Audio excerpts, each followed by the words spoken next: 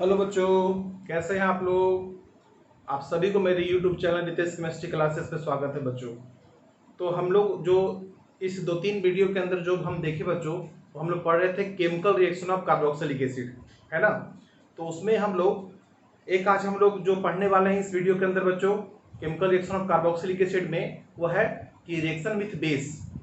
हम carboxylic acid को base के साथ रिएक्शन करके देखेंगे बच्चों, और क्या रिएक्शन होगा आपको देखना यहाँ पर है। तो देखो रिएक्शन विद बेस में, तो देखो यहाँ पर जो है इस हाइड्रोजन को देखो बच्चों, जो कार्बोक्सिलिक एसिड का जो फंक्शनल ग्रुप होता है C double bond O OH, उसमें जो H है बच्चों वो किससे जुड़ा हुआ है, वो ऑक्सीजन से जुड़ा हुआ है ना। और ऑक्सीजन क्या है, मोर इलेक्ट्रोनेगेटिव एलिमेंट होता है। तो मोर इलेक्ट्रोनेगेटिव एलिमेंट होने की वजह से ऑक्सीजन पे तो नेगेटिव चार्ज हो जाएगा, क्योंकि इलेक्ट्रॉन खींचेगा वो। और हाइड्रोजन पे कौन सा चार्ज हो जाएगा, प्लस चार्ज। इस प्लस चार्ज का डेंसिटी जितना ज्यादा होगा बच्चों, उस हाइड्रोजन का एसिडिटी या एसिडिक नेचर उतना ही ज्यादा हो जाएगा। और जितना ज्यादा एसिडिक हाइड्रोजन होगा बच्चों, वो आसानी से उस कार्बोक्सिलिक एसिड से वो निकल सकता है ना। क्योंकि आपको पता है कि एसिड का डिफरेंशियल क्या होता है, H प्लस डोनर, यानी कि जो कार्बोक्सिलिक एसिड है बच्चों वो क्या है, H प्लस डोनर है। क्योंकि ये जो हाइड्रोजन है वो ऑक्सीजन से जुड़ा हुआ है, और इस हाइड्रोजन पे बहुत ज्यादा प्लस चार्ज है, इलेक्ट्रॉन डिफिशियंसी ज्यादा है, तो वो आसानी से वहां से बॉन्ड यहां से ब्रेक होकर के वो H निकल सकता है बच्चों, H प्लस के रूप में, क्योंकि इलेक्ट्रॉन तो चला जाएगा ऑक्सीजन में बच्चों, ठीक है।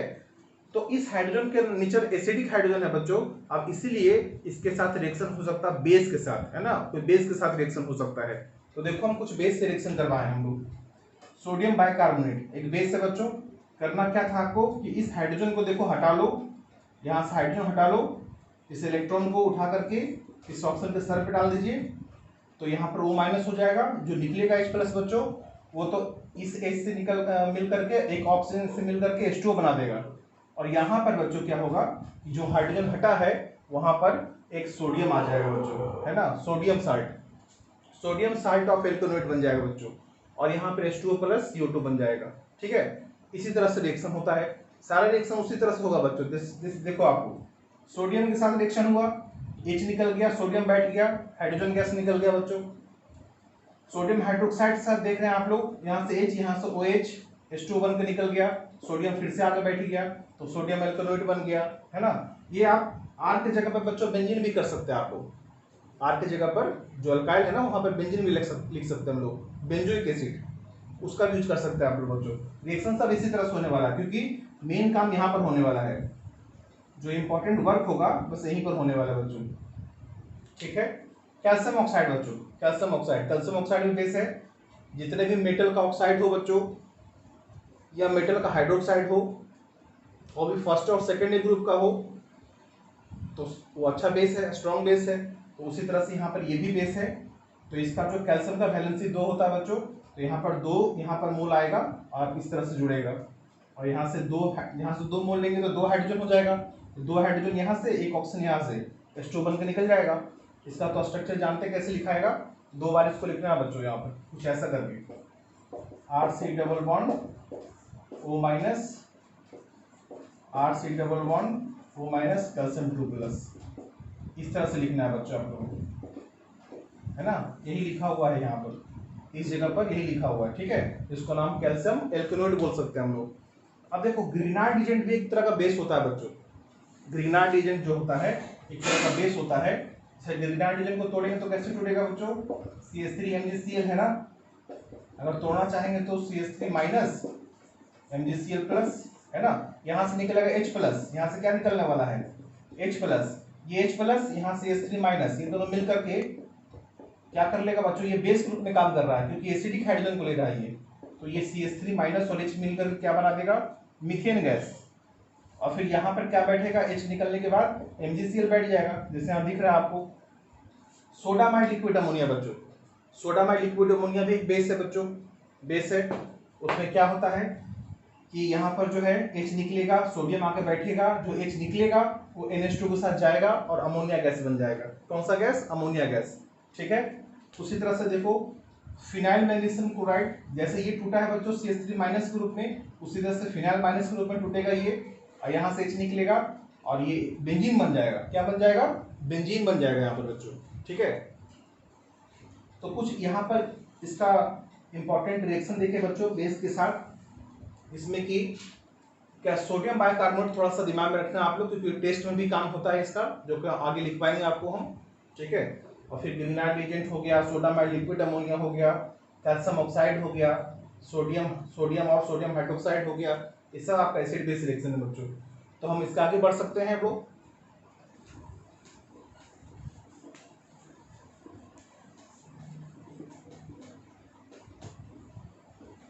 आप आर की जगह पे कुछ भी ले लो बच्चों, फिनाइल ले लो, कोई मिथाइल ले लो, जो भी है एग्जाम्पल लेना चाहते हैं ले लीजिए आप।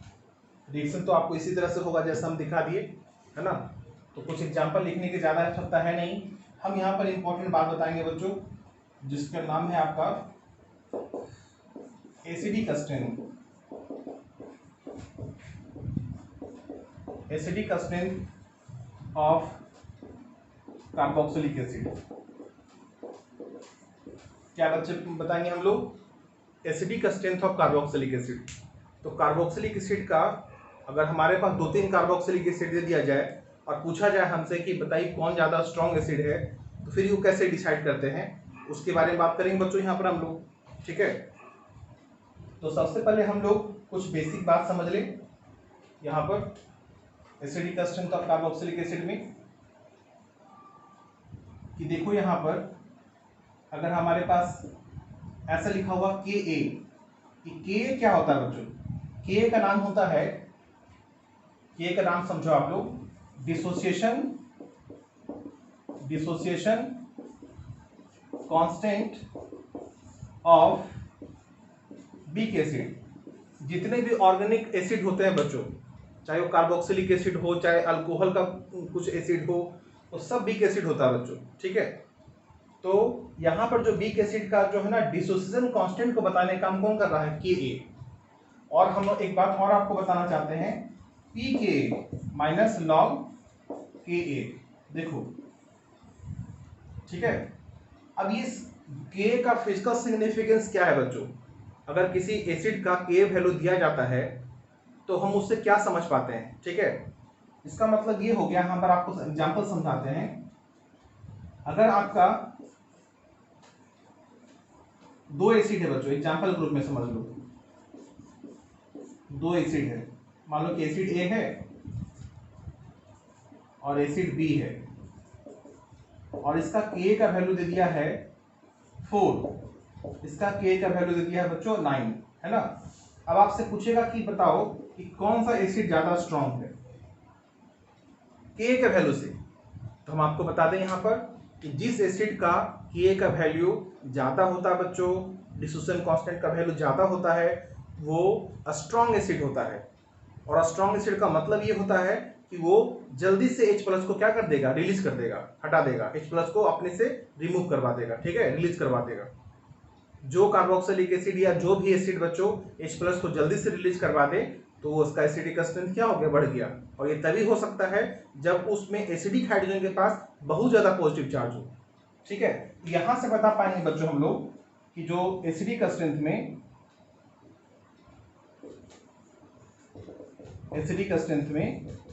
एसिड ए और एसिड बी में, कि एसिड बी जो होता है ज्यादा स्ट्रॉन्गर है, यह स्ट्रॉन्गर एसिड हो गया, और जो एसिड बी है वो इससे कंपेयर में वीक एसिड हो गया, इससे कंपेयर में, ठीक है। एसिड बी को हम लोग एसिड ए से कंपेयर कर रहे हैं हम लोग, तो हमारा एसिड बी क्या हो गया? क्योंकि उसका के का वैल्यू ज्यादा है इसलिए उसका एसिडिक स्ट्रेंथ ज्यादा होगा, और इसके कंपेयर में ये वाला जो एसिड होगा बच्चों वीक एसिड हो जाएगा।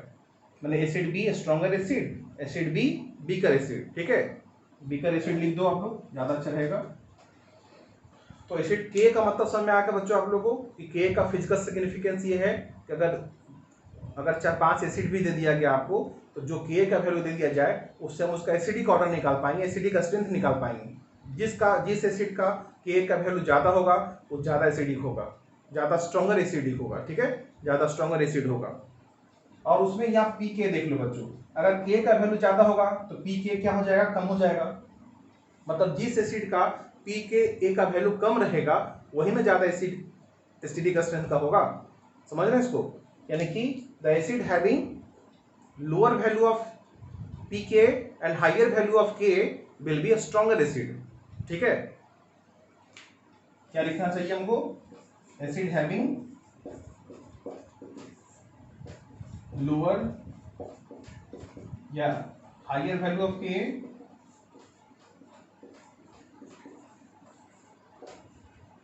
और lower value of pK called, क्या कहलाएगा? कॉल्ड अ स्ट्रॉन्गर एसिड, जो दूसरे से कंपेयर करके हम लोग डिसाइड कर सकते हैं एसिडिक स्ट्रेंथ निकालने के लिए। क्योंकि एसिडिक स्ट्रेंथ हम ऑर्डर की बात करेंगे बच्चों, तो ऑर्डर के बारे में बात करेंगे तो K का काम यहाँ पर है, इसलिए हम आपको बता रहे हैं। तो ये तो Ka का मतलब था यहाँ पर बच्चों। दूसरी बात ये समझ लो आप लोग यहाँ पर कि जो स्ट्रॉन्गर एसिड होता है बच्चों, जो स्ट्रॉन्ग एसिड होता है उसका कंजुगेट बेस कैसा होता है? या तो स्टेबल कंजुगेट बेस होगा, स्टेबल कंजुगेट बेस होगा, या क्या होगा? वीक कंजुगेट बेस होगा।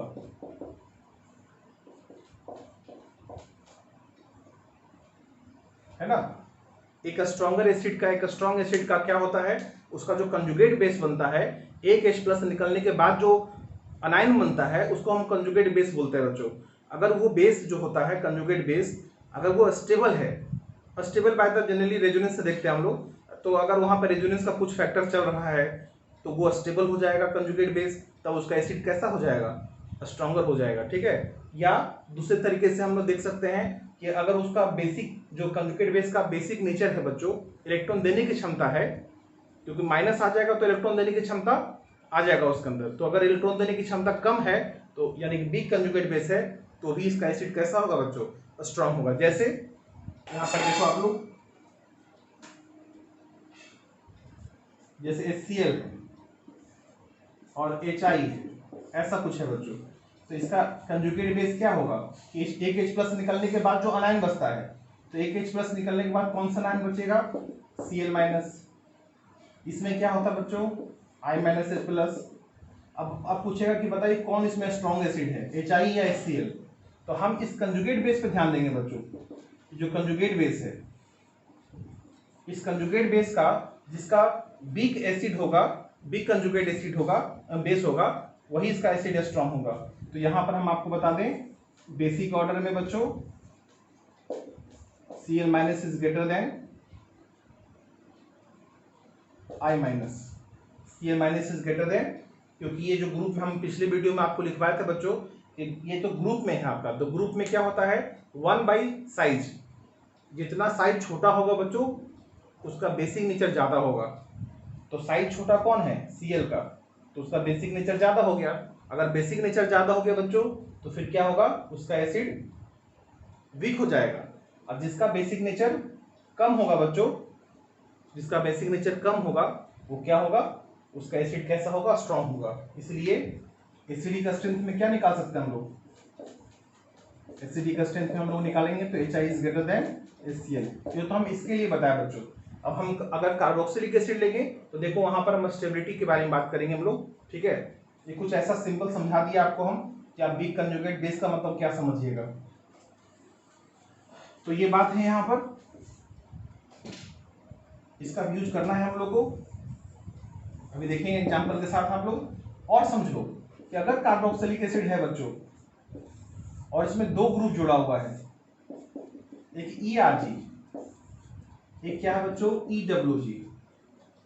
एक ERG आप लोग जानते हैं इसके बारे में, एक EWG। ERG का मतलब क्या हो गया बच्चों?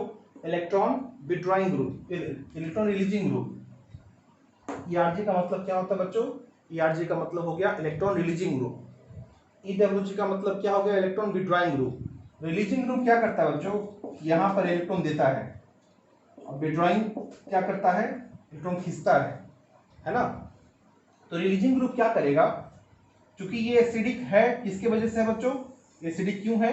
क्योंकि इसका जो हाइड्रोजन है वो ऑक्सीजन से जुड़ा हुआ है, इसमें पॉजिटिव चार्ज होगा। इस पॉजिटिव चार्ज डेंसिटी जितना ज्यादा होगा वो तभी आपका एसिड स्ट्रॉन्ग कहलाएगा। तो देखो ये जो ईआरजी ग्रुप है बच्चों, जो भी होता है ईआरजी ग्रुप इलेक्ट्रॉन देता है, तो इलेक्ट्रॉन देता है तो इलेक्ट्रॉन तो नेगेटिव चार्ज होता है ना।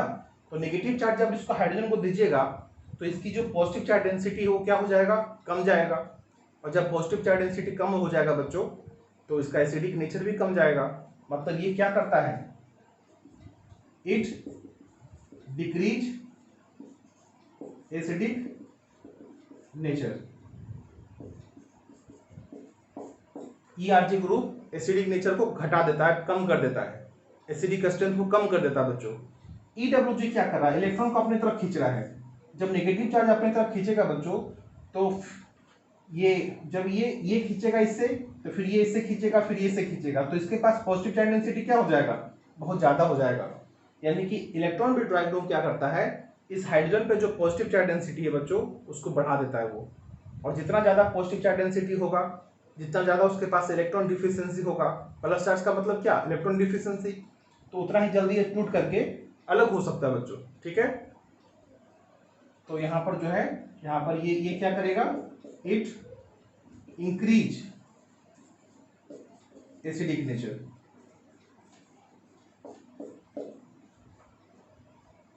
थोड़ा मौसम गर्म होने के वजह से बच्चों थोड़ा पसीना चलता है, इसमें कोई आप लोग बुरा नहीं मानेंगे। ठीक है, अपने पढ़ाई पे ध्यान देंगे, गर्मी तो हमेशा लगता ही रहता है, तो अपने पढ़ाई पे ध्यान देना है। ठीक है, और हम लोग देखो उसको, तो जहां जहां ईआरजी ग्रुप होगा वो एसिडिक नेचर को कम कर देगा बच्चों, जो ईडब्ल्यूजी ग्रुप होगा एसिडिक नेचर को बढ़ा देगा। ठीक है, यहाँ पर ऐसा समझना आप लोगों को। अब कुछ एग्जाम्पल के साथ काम करें बच्चों। पहले तो हम आपको बता दें कि कुछ ईआरजी ग्रुप के बारे में। ईआरजी जो भी अल्काइल ग्रुप होता है बच्चों, जो भी अल्काइल ग्रुप होता है तो सब क्या होते हैं, ईआरजी ग्रुप होते हैं। अल्काइल में क्या हो गया, इथाइल मिथाइल प्रोपाइल जो भी है सब ईआरजी ग्रुप होता है बच्चों। ठीक है, इलेक्ट्रॉन रिलीजिंग ग्रुप होता है। यानी कि समझ लीजिए कि अगर हमारे साथ कोई ईआरजी ग्रुप जुड़ा हुआ है, कोई मिथाइल जुड़ा हुआ है, तो वो मिथाइल क्या करेगा हमको, क्योंकि हम उसके साथ कोवेलेंट बॉन्ड से जुड़े हुए हैं, तो वो हमको क्या करेगा, इलेक्ट्रॉन देगा। ठीक है, तो ईआरजी ग्रुप इलेक्ट्रॉन देता है बच्चों, ईआरजी है पे ये अल्काइल ग्रुप। और जैसे कुछ और देख लो आप लोग, ओएच ग्रुप है जिसके पास लोन पेयर है बच्चों, NH2 ग्रुप है, ये सबके पास लोन पेयर है ना। और ले लीजिए हम लोग OR है जिसके पास लोन पेयर है, ये जुड़ा रहेगा बच्चों, ये सब किसी के साथ जुड़ा रहेगा। यहाँ पर ऐसे दिखाते हैं आपको हम, ये सब ग्रुप है, जैसे NHR है, ऐसा करके बच्चों। ठीक है, अगर ये सब ग्रुप जुड़ा हुआ है, इन दोनों की बात करते हैं, ये सब ग्रुप जुड़ा हुआ है attached with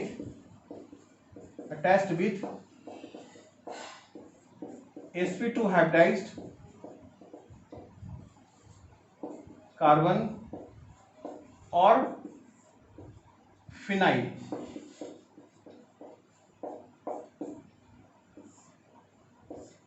sp2 hybridised carbon या फिनाइल से जुड़ा रहेगा, तो ये सब ग्रुप भी क्या कहलाएगा बच्चों, ईआरजी ग्रुप कहलाएगा, क्योंकि इसके पास लोन पेयर है। तो sp2 कार्बन से अगर जुड़ा रहेगा तो उसके पास पाई बॉन्ड होंगे, है ना, तो ये लोन पेयर उसके साथ रेजोनेंस करने लगेगा बच्चों। जैसे देखो यहां पर कुछ ऐसा है, यहां पर देखो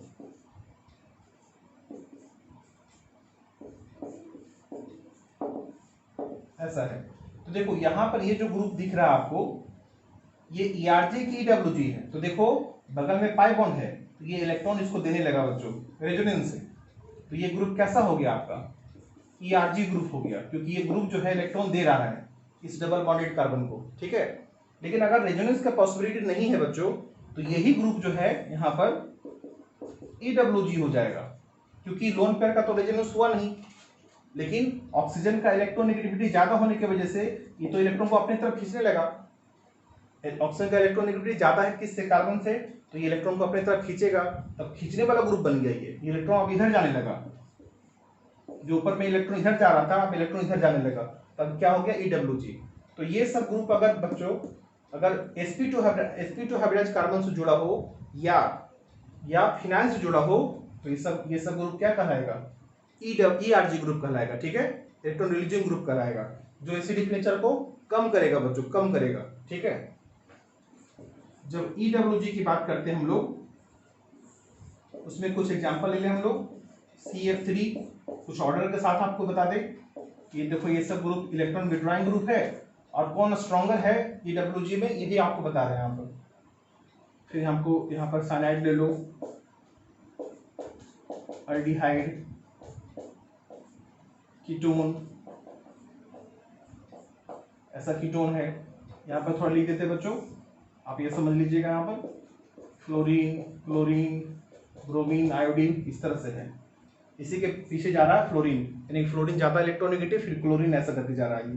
ठीक है, ये सारे ग्रुप जो देख रहे हैं बच्चों, ये हर कंडीशन में, चाहे रेजोनेंस हो, चाहे वो किसी से भी जुड़ा रहेगा, sp2 हाइब्रिडाइज्ड कार्बन से या नॉन sp2 हाइब्रिडाइज्ड कार्बन से यानी कि sp3 से, वो हमेशा EWG ग्रुप कहलाएगा बच्चों। ये कभी भी ERG ग्रुप नहीं हो सकता है। ठीक है, हमेशा इलेक्ट्रॉन खींचने वाला ग्रुप होगा, और ये हमेशा कार्बोक्सिलिक एसिड के एसिडिक स्ट्रेंथ को बढ़ा देने का काम करेगा। समझ रहे होंगे इसका आप लोग। तो चलो यहाँ पर हम लोग कुछ एग्जाम्पल के साथ काम करें, कुछ एग्जाम्पल के साथ काम करेंगे तो और ज्यादा समझ में आएगा आप लोगों को। देख लीजिए कुछ एग्जाम्पल, आपको चूज करना है बच्चों खुद से कि कौन सा जो सब्स्टिट्यूएंट है वो इलेक्ट्रॉन रिलीजिंग ग्रुप है और कौन सा इलेक्ट्रॉन विड्रॉइंग ग्रुप है ना, ये खुद से हम लोग चूज कर लेंगे।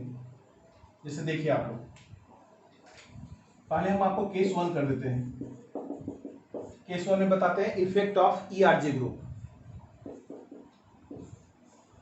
Effect of ERG group. ERG का पूरा नाम लिखिएगा, इलेक्ट्रॉन रिलीजिंग ग्रुप। ठीक है, with carboxylic acid in their acidic strength या acidic nature।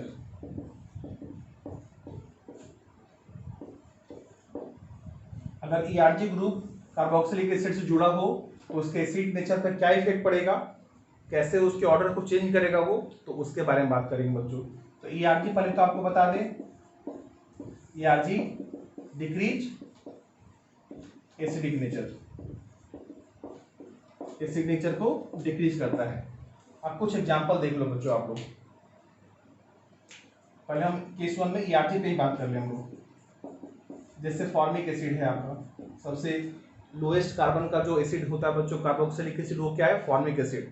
तो फॉर्मिक एसिड है, एसिटिक एसिड है। देखिए एक में अभी कार्बन नहीं था, अब कार्बन आ गया, यानी कि मिथाइल आ गया, अल्काइल ग्रुप आ गया। अल्काइल ग्रुप कैसा ग्रुप होता है, ERG ग्रुप होता है। CH3CH2 C double bond OH आ गया। अगर हम ABCD में बात कर ले बच्चों यहाँ पर, ठीक है, और यहाँ पर टीप देते हैं हम लोग, क्या ऐसा कुछ कर लिए हम लोग, कार्बन की संख्या बढ़ाते चले गए हम लोग। तो आपको एसिडिक ऑर्डर समझ में आ गया होगा, क्योंकि जितना अल्काइल ग्रुप जोड़ते जाएगा एसिडिक नेचर तो घटता चला जाएगा। इसलिए सबसे ज्यादा acidic A B C B E ऐसा ऑर्डर हो जाएगा, क्योंकि हमारे एक बार क्या किए, एक एक कार्बन बढ़ाते चले गए, तो एसिडिक ऑर्डर क्या हुआ, घटता चला गया। और भी कुछ एग्जांपल देखें हम लोग। ये इंपॉर्टेंट एग्जांपल हो गया बच्चों कि अगर हमारे पास क्या है कि अगर फॉर्मिक एसिड है, बेंजोइक एसिड है और एसिटिक एसिड है बच्चों,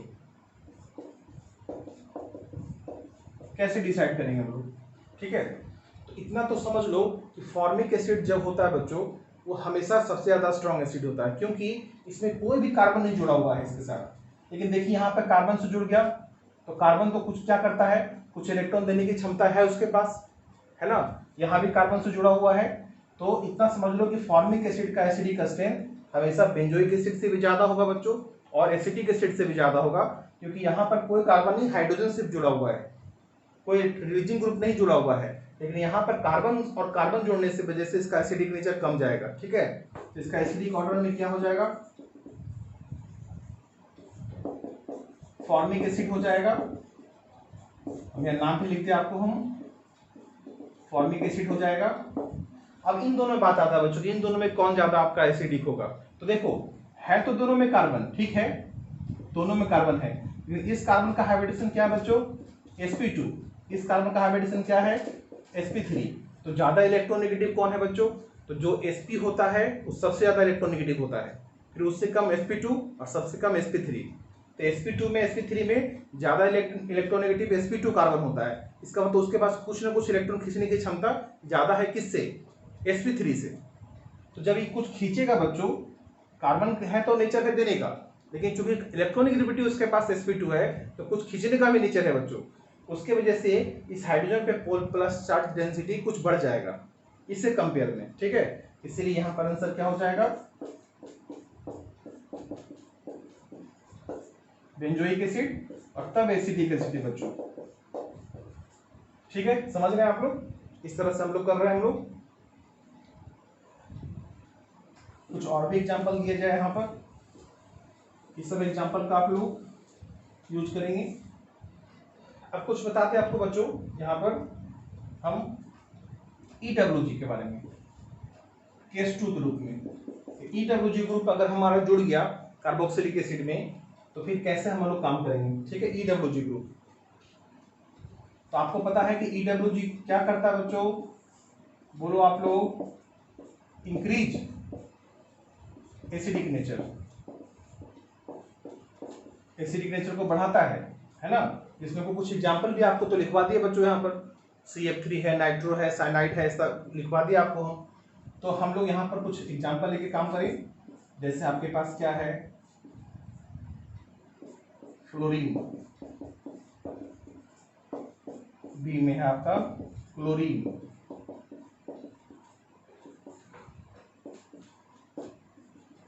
ब्रोमीन, ऐसा कुछ है बच्चों, और डीमायोडीन ले लो आप लोग, ऐसा ले लें हम लोग।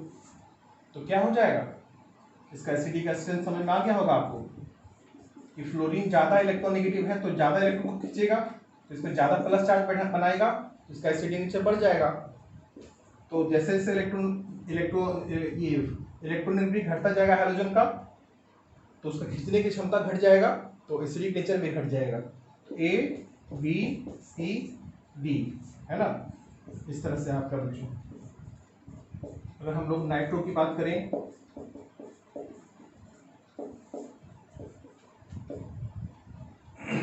यहाँ पर हम लोग कुछ दे लो, मिठाई ले लो हम लोग,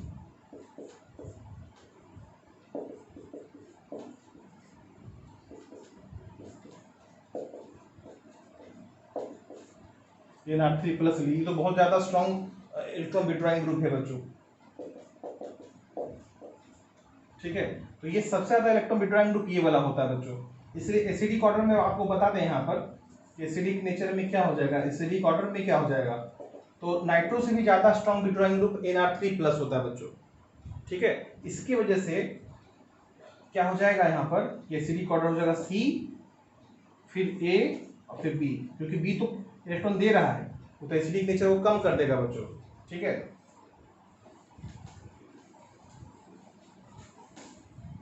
और जैसे जैसे आप फ्लोरीन जो है, ऐसा क्वेश्चन ले लिए हम लोग, CH3 CHCl CH2 C double bond OH, ऐसा बच्चों। यहाँ क्लोरीन है जो यहाँ पे लगा हुआ है,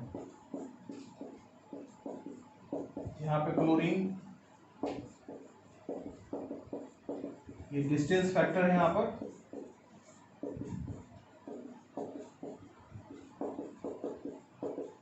बताएंगे आप लोग कौन ज्यादा एसिडिक हो जाएगा। तो क्लोरीन जितना नजदीक रहेगा बच्चों कार्बोक्सिलिक एसिड पर, कि कार्बोक्सिलिक एसिड के फंक्शनल ग्रुप के जितना नजदीक रहेगा उतना ही ज्यादा हाइड्रोजन पे पॉजिटिव चार्ज डेंसिटी बढ़ा सकता है।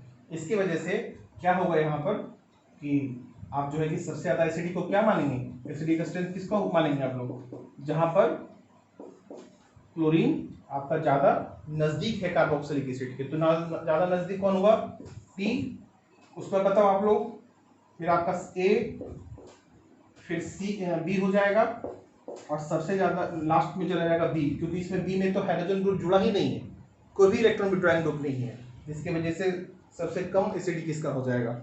ठीक है, जितना ज़्यादा हाइड्रोजन ग्रुप जोड़ेंगे बच्चों, उस एसिडिक स्ट्रेंथ उसका बढ़ता चला जाएगा। ठीक है, इस तरह से आपके पास है। एनसीईआरटी में भी कुछ क्वेश्चन है बच्चों, कुछ ब्रोमीन से जुड़ा हुआ है वहां पर, जैसे कुछ एनसीईआरटी में क्वेश्चन था ऐसा कुछ। एक बात यहाँ पर और क्वेश्चन आपको दिखा दें एसिडिक ऑर्डर में, आप बताएंगे बच्चों यहाँ पर नाइट्रो जुड़ा हुआ है,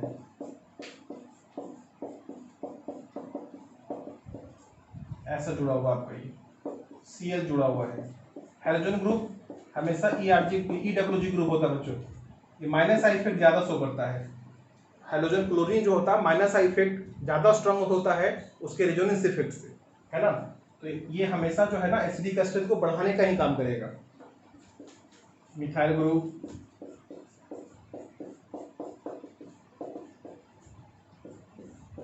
OCH3, क्या होगा बच्चों यहाँ पर एसिडिक ऑर्डर क्या होगा, तो सबसे ज्यादा स्ट्रॉन्ग ये तो कौन सा ग्रुप है, EWG, तब तो एसिडिक स्ट्रेंथ बढ़ जाएगा। ये भी क्या है बच्चों, EWG, ये भी आपको एसिडिक स्ट्रेंथ बढ़ाएगा। ये क्या है, ये तो देने वाला ग्रुप हो गया, है ना, ये ERG है, इलेक्ट्रॉन रिलीजिंग ग्रुप है, अल्काइल ग्रुप है ये। और देखो यहाँ पर ये भी जो है बच्चों, ऑक्सीजन के पास जो लोन पेयर है वो तो रेजोनेंस में चला जाएगा, है ना, रेजोनेंस में चला जाएगा, ऐसा करके रेजोनेंस में चला जाएगा। तब तो क्या हुआ, कोई दे रहा है बच्चों इंडक्टिव से, इंडक्टिव इफेक्ट से दे रहा है, ये सिग्मा बॉन्ड के थ्रू दे रहा है, और कोई दे रहा है रेजोनेंस से, तो रेजोनेंस इफेक्ट तो ज्यादा स्ट्रांग होता है, तो देने की क्षमता सबसे ज्यादा इसके पास है, तो एसिडिक नेचर को और कम कर देगा।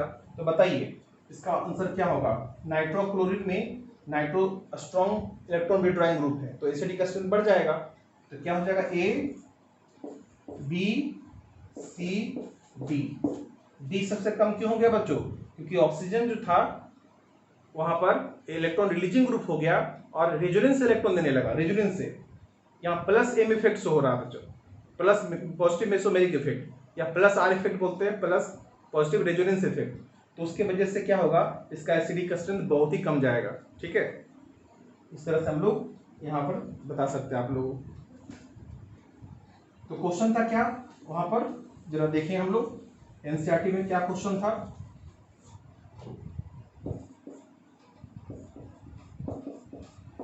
एक BR है बच्चों, ऐसा कुछ ले लें हम लोग,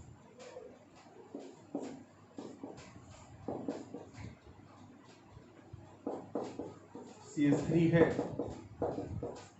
ऐसा है कुछ इसी तरह का क्वेश्चन था, आप देख लीजिएगा उसको एनसीईआरटी वाले में, आप इसको मिला लेना। चलो यहाँ पर कर देते हैं CH3 को, ऐसा कर दिखा देते हैं आपको हम। ठीक है,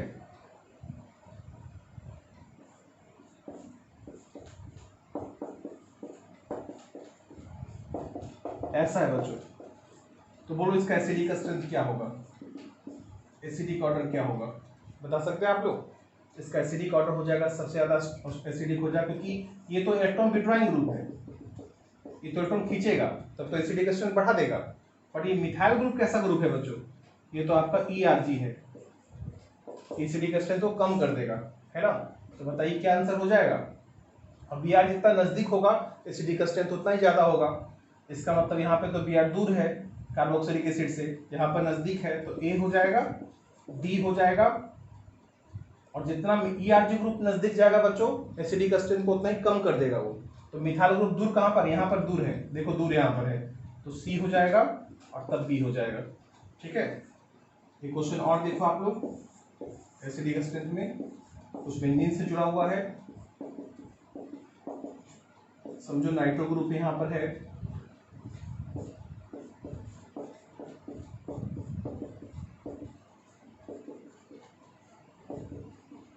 नाइट्रो ग्रुप है,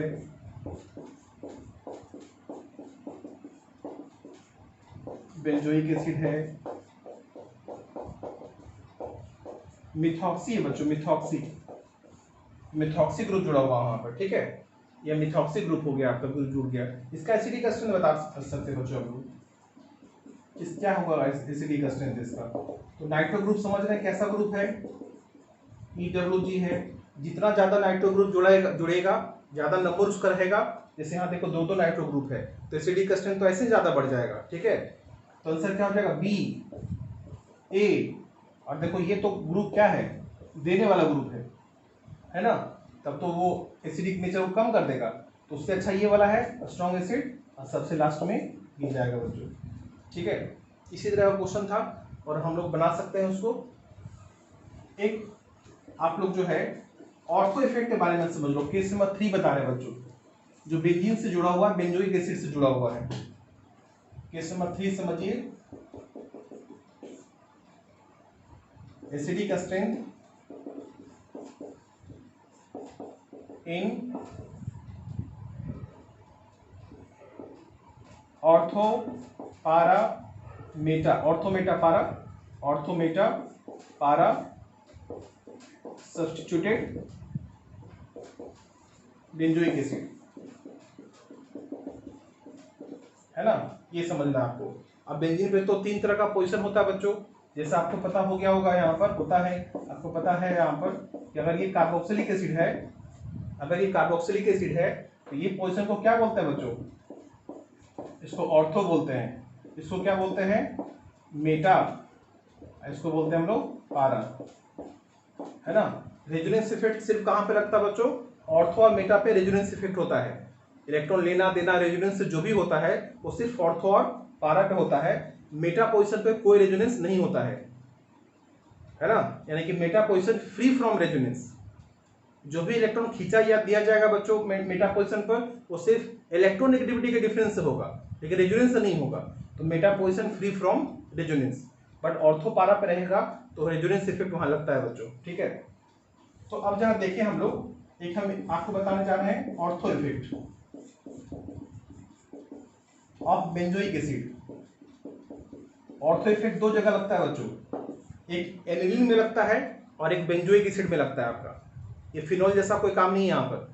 तो ऑर्थो इफेक्ट 2 जगह लगता है, एक एनिलीन, दूसरा बेंजोइक एसिड। तो हम आज बेंजोइक एसिड बता रहे हैं, अगले वाले चैप्टर में हम लोग एनिलीन में भी आपको बताएंगे। इसमें ऑर्थो इफेक्ट ये है सर बच्चों, बहुत ज़्यादा हार्ड रीजन है नहीं, किताब में भी आपको बहुत ज़्यादा अच्छे से रीजन मिलेगा नहीं आपको। तो आप इतना समझ लो कि ऑर्थो,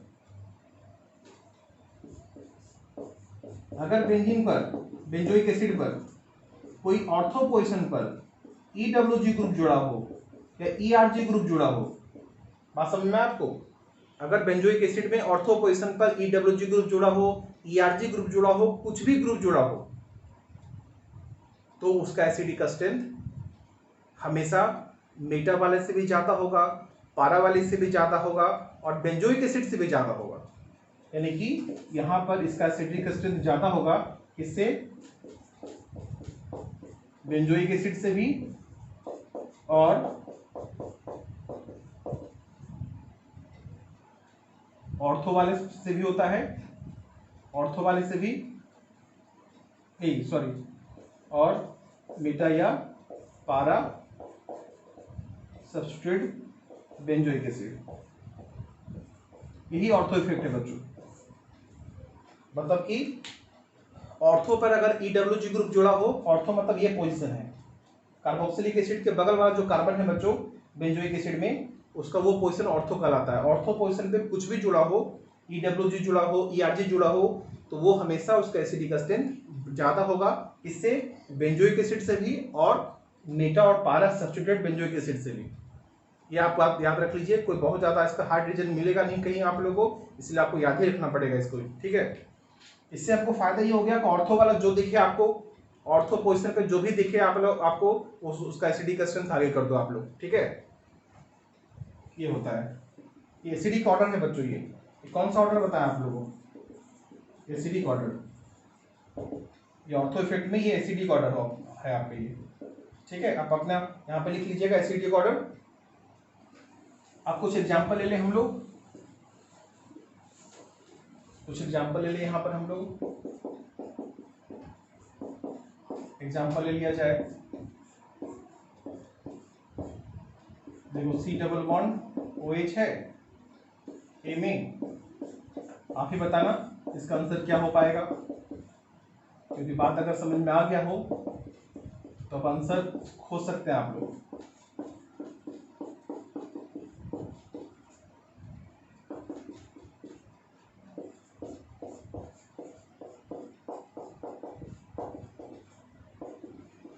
देखो बच्चों, ये ऑर्थो मेटा पारा नाइट्रो बेंजोइक एसिड है आपके लिए, ये सिर्फ बेंजोइक एसिड है। क्या इसका एसिडिक स्ट्रेंथ होगा? तो आंख बंद करके इतना तो काम बोल सकते हैं बच्चों कि जो ऑर्थो पर जुड़ा हुआ ऑर्थो नाइट्रो बेंजोइक एसिड, उसका एसिडिक स्ट्रेंथ तो सबसे ज्यादा होगा due to the ortho effect, यानी कि बी सबसे ज्यादा चला जाएगा। अब चूंकि देखो नाइट्रो ग्रुप जुड़ा हुआ है, तो नाइट्रो ग्रुप तो हमेशा जो है EWG ग्रुप है, वो तो एसिडिक स्ट्रेंथ को बढ़ा देगा। तो सबसे पीछे कौन जाने वाला है? ए, सबसे पीछे ए जाने वाला है। ठीक है, अब हमको बचता है C और D। अब इसमें देखो बच्चों, ये जो नाइट्रो ग्रुप है जो मेटा पोजिशन पर है, तो चूंकि यहाँ पर तो कोई रेजोनेंस होता नहीं है, तो नाइट्रोजन इलेक्ट्रॉन खींचेगा, ज्यादा है इसका तो इलेक्ट्रॉन तो खींचेगा, लेकिन क्या शो करेगा? -I इफेक्ट, मतलब नेगेटिव इंडक्टिव इफेक्ट। और इंडक्टिव इफेक्ट का जो इफेक्ट होता है बच्चों, वो रेजोनेंस से कम होता है। तो माइनस खींचा, लेकिन ये इसे खींचने का जो टेंडेंसी है वो कम है। लेकिन जरा देखो पारा पे क्या हुआ, पारा पे क्या हुआ? पारा पे ऐसा है और यहाँ पे पाई बॉन्ड मान लो ऐसा करके है, तो यहाँ पर क्या होता है बच्चों कि ये जो पाई बॉन्ड यहाँ जाएगा, ये ऐसा जाएगा। देखिए ये खींच रहा है इलेक्ट्रॉन को, ये नाइट्रो ग्रुप क्या किया? फिनाइल इलेक्ट्रॉन खींच लिया। कैसे खींच लिया? रेजोनेंस से खींच लिया। तो यहाँ पर क्या लग रहा है आप बच्चों? यहाँ शो कर रहा -M effect, negative mesomeric effect, negative resonance effect. और रेजोनेंस इफेक्ट जब खींचता है तो उसका खींचने का टेंडेंसी ज्यादा होता है इंडक्टिव वाले से। तो बताइए इन दोनों में ज्यादा एसिडिक कौन होगा? D हो जाएगा ना। ठीक है, तो D हो जाएगा। और ये तो ऑर्थो इफेक्ट की वजह से आगे निकल गया बीम। ठीक है, कोई रीजन ही नहीं है। यहाँ पर कौन सा इफेक्ट लग रहा है? Due to ortho effect. और उसके बाद हमारा C हो जाएगा बच्चों। ये नेगेटिव इंडक्टिव इफेक्ट इज ये mesomeric effect, minus mesomeric effect is stronger than negative inductive effect. इसकी वजह से ये ज्यादा खींचेगा तो ज्यादा एसिडिक स्ट्रेंथ को बढ़ा देगा, एक कम एसिडिक स्ट्रेंथ को बढ़ाएगा। ठीक है, एक क्वेश्चन और देख लो बच्चों आप लोग, ऐसा करके है। अब थोड़ा सा ऑर्डर लगाने का कोशिश करना आप लोग। हम मिथॉक्सी ग्रुप जोड़ रहे हैं यहाँ पर।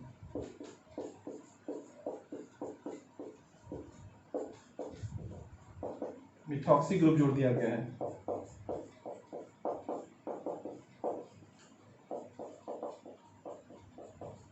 बोलो बच्चों, इसका एसिडिक ऑर्डर क्या हो जाएगा? एक काम तो समझ में आ गया होगा आप लोग, जिसमें कि कुछ सोचना ही नहीं है आपको कि ऑर्थो इफेक्ट वाला जो है वो ऑर्थो इफेक्ट की वजह से जो भी आएगा यहाँ पर वो उसका एसिडिक स्ट्रेंथ ज्यादा हो जाएगा। तो सबसे ज्यादा तो B हो गया due to the ortho effect. अब उसके बाद सोचना है कि देखो यहाँ पर जो ऑक्सीजन है बच्चों, लोन पेयर तो है ऑप्शन के पास, लेकिन मेटा पोजिशन पर है। तो Meta position free from resonance, resonance का कोई इफेक्ट नहीं लगता है। तब तो रेजोनेंस नहीं लगेगा बच्चों, तब तो ऑप्शन ज्यादा इलेक्ट्रॉनिगेटिव है, तो इलेक्ट्रॉन को तो खींचेगा ये। ज्यादा इलेक्ट्रॉनिगेटिव क्या करता है? एलिमेंट अपनी तरफ इलेक्ट्रॉन को खींचता है, तो इलेक्ट्रॉन को खींचने लगा ये। तो बताओ आपको क्या बन गया ये? Electron releasing group, electron withdrawing group? तो ये इलेक्ट्रॉन विड्रॉइंग ग्रुप हो गया। और जब इलेक्ट्रॉन विड्रॉइंग ग्रुप होता है बच्चों तो एसिडिक स्ट्रेंथ बढ़ जाता है। इसलिए यहाँ पर जो है हम लोग जो यहाँ पर लगाएंगे C जो है मेटा वाला जो है इलेक्ट्रॉन विड्रॉइंग ग्रुप है, एसिडिक स्ट्रेंथ बढ़ा देगा। यहाँ पर देखो, यहाँ पर जो ऑप्शन का जो है ये तो रेजोनेंस में चला जाएगा, जैसे कि दिखाएं आपको हम पहले भी, रेजोनेंस में चला जाएगा। तो ये इलेक्ट्रॉन रिलीजिंग ग्रुप हो गया। ये क्या हो गया? ERG। ये क्या हो गया? EWG। ठीक है, तो EWG एसिडिक स्ट्रेंथ को बढ़ाता है, ERG घटा देता है। तो सबसे पीछे जाने वाला है D बच्चों, और उसके आगे कौन आ जाएगा? A, क्योंकि इसमें तो कोई रिलीजिंग ग्रुप जुड़ा हुआ नहीं है। तो इस तरह से हम लोग एसिडिक स्ट्रेंथ कर देंगे बच्चों यहाँ पर। ठीक है, बेंडिंग में भी कर सकते हैं सब लोग। तो ऑर्डर आसान हो गया आपको निकालना।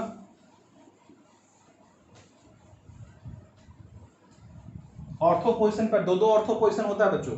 ऑर्थो पोजीशन पर अगर दो ERG या EWG ग्रुप जुड़ा हो, दो ऑर्थो पर दोनों पे जुड़ा हो, तो उसका एसिडिक स्ट्रेंथ और ज्यादा हो जाएगा। ठीक है, तो ऐसा कर देंगे हम लोग। तो एसिडिक स्ट्रेंथ हम लोग इसी तरह से डिसाइड करते हैं बच्चों। अब हम लोग आपको इंपॉर्टेंट बात बता दें, आपको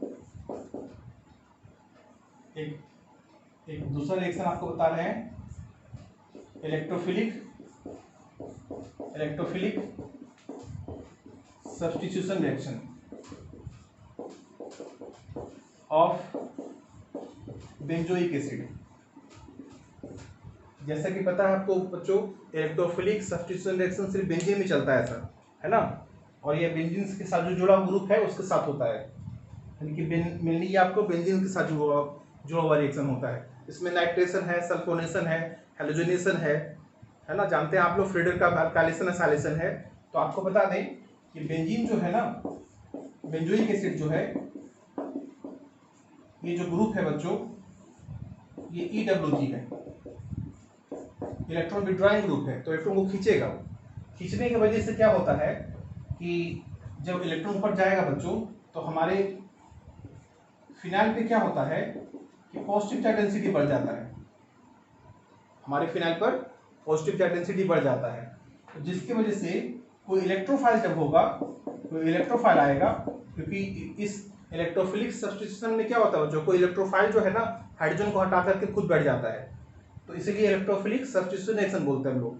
तो इलेक्ट्रोफाइल जो आएगा, तो इलेक्ट्रोफाइल खुद प्लस चार्ज है, और यहाँ देखो ऑर्थो पारा पर नेगेटिव पॉजिटिव चार्ज डेंसिटी बढ़ा हुआ है, तो वो कहाँ पे जाएगा बच्चों, मेटा पोजीशन पे जाएगा। इसलिए इसको क्या बोलते हैं हम लोग, Meta directing group. Meta directing group क्यों बोलते हैं हम लोग, क्योंकि ये इलेक्ट्रोफाइल इसके वजह से, कार्बोक्सिलिक एसिड की वजह से, जो कि EWG नेचर शो करता है, इलेक्ट्रॉन खींचता है, तो खींचेगा तो क्या होगा, इस फिनाइल पर पॉजिटिव चार्ज डेंसिटी बढ़ा देगा, और इलेक्ट्रोफाइल भी पॉजिटिव होता है, तो क्या पॉजिटिव और पॉजिटिव की जगह पर जुड़ पाएगा बच्चों, वो तो रिपल्सन हो जाएगा ना। तो जहां पर वहां पर जुड़ेगा वो, जहां पर पॉजिटिव चार्ज डेंसिटी कम है, तो कम है कहां पर, मेटा पर, इसीलिए मेटा डायरेक्टिंग ग्रुप कहलाता है। इलेक्ट्रोफाइल को मेटा पे भेजता है, तो क्या बन जाएगा बच्चों, यहाँ पर बीटा, इलेक्ट्रोफाइल यहाँ जुड़ जाएगा। यहाँ से हाइड्रोजन हटेगा, देखिए यह हाइड्रोजन हटाकर काम करना है बच्चों, इसलिए हम इसको सब्स्टिट्यूशन रिएक्शन बोल रहे हैं। हाइड्रोजन हटाना है तब आपको इलेक्ट्रोफाइल जोड़ना है। ठीक है, रिमेंबर, ये भी याद रखें आप लोग कि जब प्लस चार्ज डेंसिटी बढ़ा देगा बच्चों, ये बहुत ही हाईली डीएक्टिवेटिंग ग्रुप होता है। जब प्लस चार्ज डेंसिटी बहुत ज्यादा बढ़ रहेगा, तो इलेक्ट्रोफाइल भी प्लस चार्ज है, तो बताओ इलेक्ट्रोफाइल दौड़ दौड़ के आएगा कि धीरे धीरे आएगा। जब नेगेटिव चार्ज बढ़ा होता, तो ये प्लस चार्ज दौड़ दौड़ के आता, ठीक है ना। लेकिन जरा देखो, ये भी पॉजिटिव है, ये भी पॉजिटिव चार्ज डेंसिटी बढ़ा हुआ है, तो उसके बीच में रिपल्सन की मात्रा थोड़ा ज्यादा लग रहा है, तो वो इलेक्ट्रोफाइल धीरे धीरे आएगा।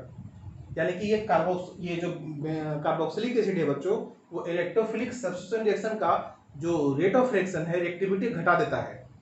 इसलिए इसको हम लोग क्या बोलने जा रहे हैं, हम लोग इसी को बोलते हैं हम लोग हाईली डीएक्टिवेटिंग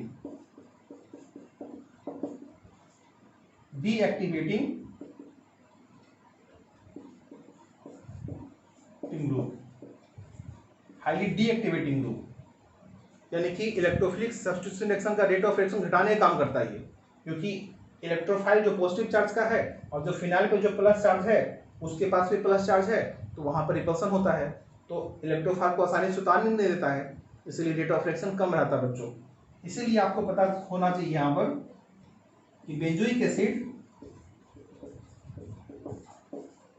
नॉट अंडरगो, मतलब रिएक्शन नहीं होता है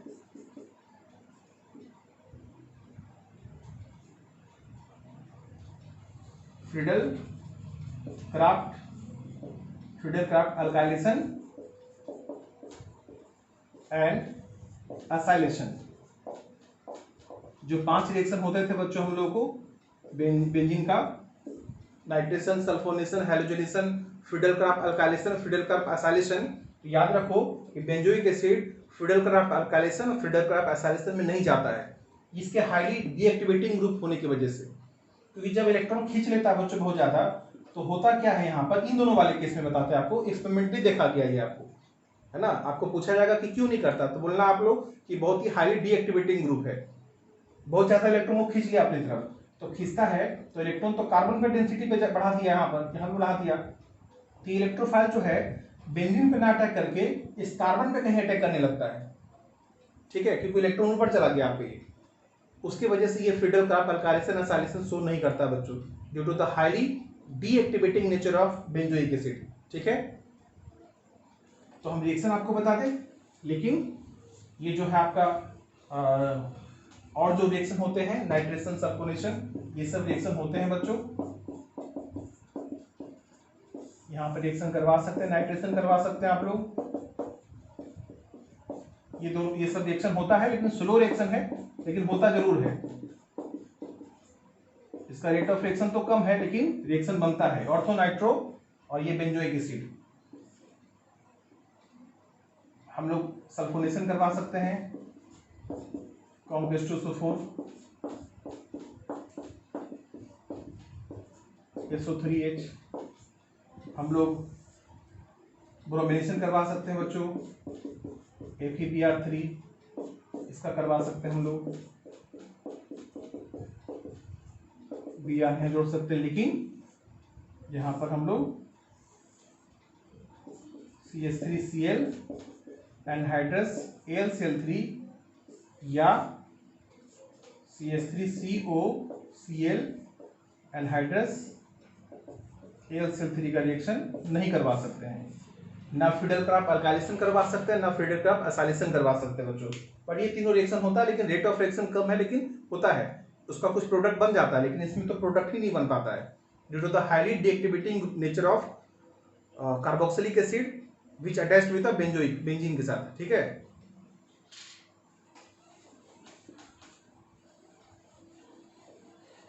एक आपको यहाँ पर टेस्ट के बारे में समझ लेना चाहिए, test of carboxylic acid.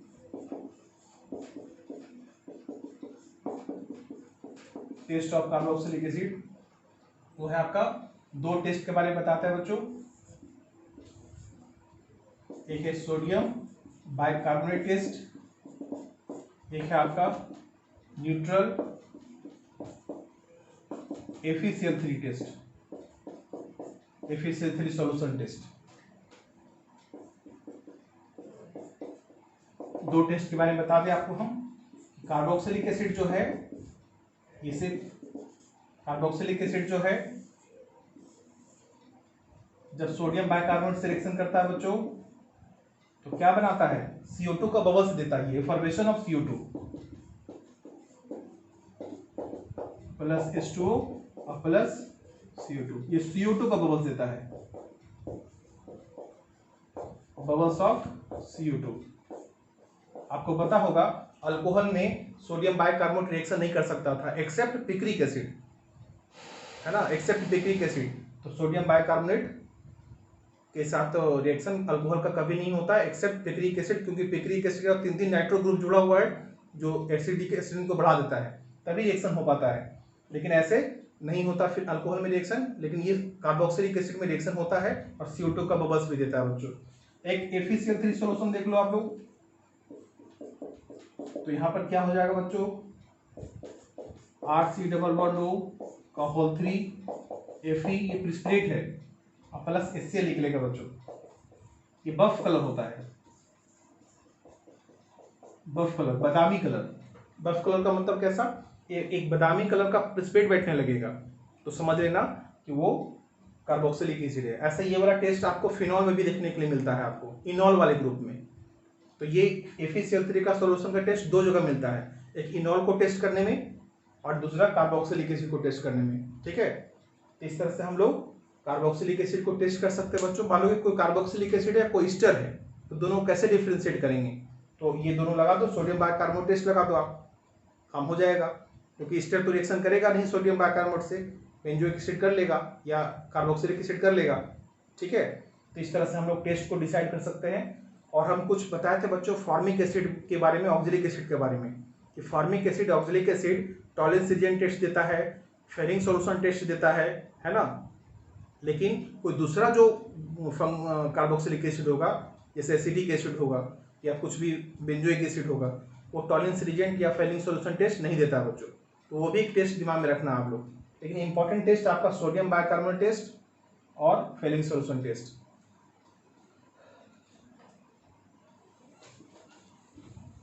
Buff colour precipitate हो जाता है। यहाँ पर थोड़ा सा आपको बता दें यहाँ पर कि अगर हमको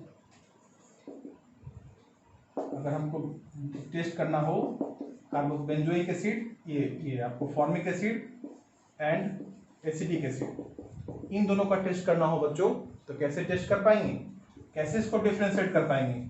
ये है फॉर्मिक एसिड, ये है क्या, एसिटिक एसिड। तो पहले आपको फॉर्मिक एसिड का टेस्ट बता दें।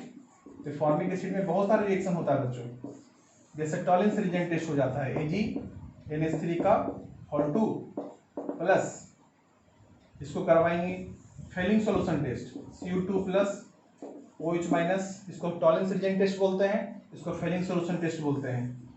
फिर हम लोग इसका डीकार्बोक्सिलेशन कौन के H2SO4 से करवा सकते हैं बच्चों, ठीक है। आपको पता होगा यहाँ पर K2Cr27 या केमनो4 OH माइनस, उससे भी टेस्ट करवा सकते हैं। तो देखो इसमें क्या होगा, इसमें CO2 बनता है और प्लस सिल्वर का फिस्फेट बनता है, एक टॉलिंस रिजेंट टेस्ट, इसको क्या बोलते हैं हम लोग, Tollens reagent test. Formic acid Tollens reagent test देता है, सिल्वर का फिस्फेट देता है, लेकिन एसिटिक एसिड नहीं देता है। Fehling solution test CO2 plus Cu2O का रेड प्रिसिपिटेट, इसको बोलते हैं हम लोग फेलिंग सॉल्यूशन टेस्ट। ये भी टेस्ट आपको बेंजोइक फॉर्मिक एसिड देता है, लेकिन एसिटिक एसिड नहीं देता है। यानी जो रिएक्शन यहाँ करवाए हैं बच्चों, वो फॉर्मिक एसिड के लिए अलग टाइप का है। कौन के H2SO4 डिहाइड्रेशन करवा दें तो H2O निकल जाएगा, तो CO गैस बनेगा बच्चों, CO गैस बनेगा।